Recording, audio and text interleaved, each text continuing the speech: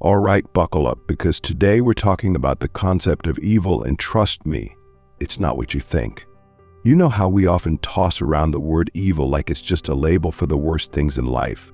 But what if I told you that this word, this idea, has been shaping human thought for thousands of years? What if I told you that the way we understand good and evil has changed entire civilizations, religions, and even how we live our lives today? Stick with me, because by the end of this video, you'll not only understand the history of evil, but you might start to question everything you know about morality and human nature. And hey, if you've got a deep question burning in your mind by the end of part 1, drop it in the comments. Because trust me, this is going to be one of the most mind-blowing topics we've ever covered. Click subscribe to this channel to get more topics you love. We're going to start with the ancient world. We all know that people in ancient times had a different view of the universe, right? They didn't have the technology or scientific understanding we have today, but what they did have was a sense of cosmic balance. In many ancient cultures, especially in places like China and India, evil wasn't something that just happened like a random crime. It was something out of balance. It was a disturbance in the force, so to speak. For example, let's look at ancient Chinese philosophy. You've probably heard of Confucianism and Taoism. These philosophies didn't necessarily label certain actions as evil the way we do today. Instead, they saw evil as a kind of disharmony. In Confucianism, if you weren't fulfilling your moral duty within your society, it wasn't just bad, it was a disruption to the entire order of things. Imagine that your personal actions could mess up the entire universe's harmony. No pressure, right? And then you've got Taoism, which takes it even deeper. Taoists believed that evil was an imbalance with nature itself. You weren't just screwing up society, you were messing with the fundamental laws of existence. If you weren't living in harmony with the Tao, which is basically the way the universe works, you were creating chaos. What's wild is that these ideas are still relevant today. How many times do we see people talking about going with the flow? That's Taoism right there. But here's the kicker: can we really say that evil is just an imbalance? Or is there something more personal about it? Something more intentional? Think about it. When someone commits a terrible crime, we don't just say, "Oh, they were out of balance." We say they chose to do something wrong. So what's the deal? Is evil just a cosmic mistake, or is it something we're responsible for? All right, that's enough ancient China. Let's shift over to India. Now, India has some of the most fascinating concepts of evil, especially when you look at Hinduism and Buddhism. In Hinduism, everything boils down to karma. You do something bad, and it comes back to bite you, maybe not today, maybe not tomorrow, but definitely at some point. Karma is like a cosmic scorecard that keeps track of all your actions. So here's the big question: is evil just a consequence of our actions? Or is it something bigger than that? And then you've got Taoism, which takes it even deeper. Taoists believed that evil was an imbalance with nature itself. You weren't just screwing up society, you were messing with the fundamental laws of existence.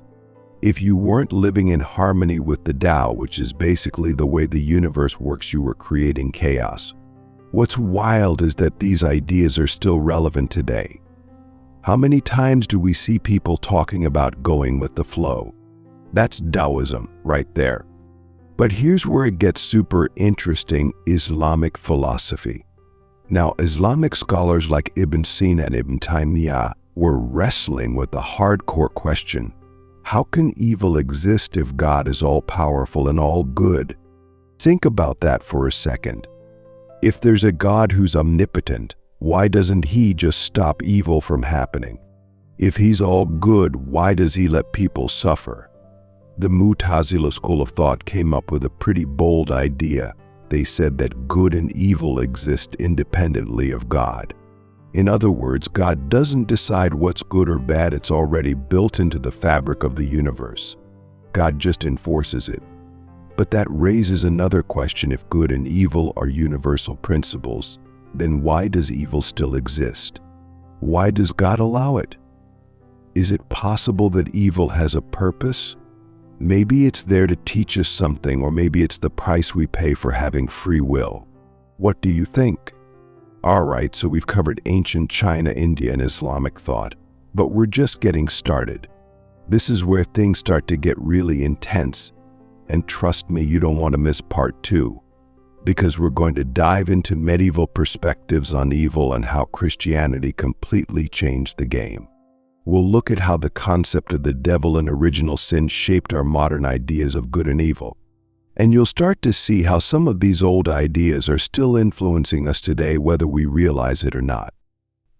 All right, welcome to part 2. Now that we've laid the foundation with ancient philosophies, we're stepping into the medieval world, where things start to get a little darker. You've probably heard about the devil, right? The ultimate symbol of evil in the Christian tradition. But what if I told you that the devil wasn't always portrayed the way we see him today? Back in the day, Christianity had this idea of evil as a cosmic battle between good and evil forces. On one side, you had God, the ultimate good. On the other side, you had Satan, the embodiment of evil.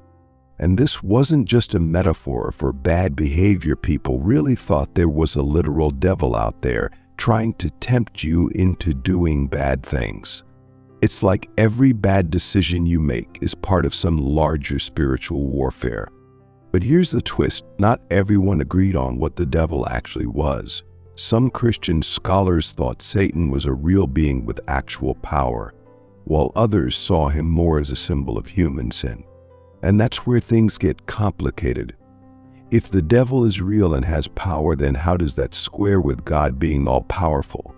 Why doesn't God just get rid of him? And if Satan is just a metaphor, then where does evil come from? Is it all on us? Are we the ones responsible for all the evil in the world? And this brings us to one of the most important ideas in Christian theology, original sin. According to the Bible, Adam and Eve screwed up big time when they disobeyed God and ate the forbidden fruit. And because of that, every human being is born with sin. It's like we're all born with a black mark on our souls, and we have to spend our lives trying to get rid of it. But why? Why should the sins of two people thousands of years ago affect you and me today? Is it fair for us to be held responsible for something we didn't do? A lot of medieval theologians wrestled with this. Augustine of Hippo, for example, argued that original sin is passed down through human nature itself. In other words, we're all born with a natural tendency toward evil because of what Adam and Eve did. But does that mean we're all doomed to be evil from birth? Or do we have the ability to choose good despite our sinful nature? Here's another question for you. If we're all born sinful, does that mean we're all capable of being evil? Does everyone, no matter how good they seem, have the potential to do terrible things? And if that's true, what does that say about human nature? But it wasn't just the devil and original sin that shaped medieval ideas of evil. There was also this deeply disturbing connection between evil and anti-Semitism. During the Crusades, a lot of Christian peasants started attacking Jewish communities because they believed the Jews were agents of the devil. That's right, people actually thought Jews were working for Satan. This is where a lot of harmful stereotypes about Jewish people being evil started to take root. And tragically, those ideas still exist in some parts of the world today. We're going to explore how these medieval ideas about evil, the devil, and original sin still influence how we think about morality today. And trust me, it's going to blow your mind when you see how much of our modern understanding of right and wrong is shaped by these ancient beliefs. But stick around, because in part 3, we're going to tackle modern philosophy and some of the toughest questions about evil. Is evil just a lack of good? Can we explain evil through psychology? And here's the big one. Is there any way we can actually solve the problem of evil? You're not going to want to miss this. All right, welcome to part 3. We've talked about ancient ideas, medieval theology, and now we're diving headfirst into modern philosophy and psychology. This is where things get really interesting because we're not just talking about evil as some mystical or religious concept anymore. We're talking about evil as something that might be part of human nature. So let's start with a theory that's been around for a long time, the privation theory of evil. This idea comes from people like Augustine and Aquinas, and it basically says that evil doesn't actually exist. It's not a thing. It's just the absence of good. Think of it like a shadow. Shadows don't exist on their own. They're just the absence of light. So when we talk about evil, we're really just talking about a lack of good.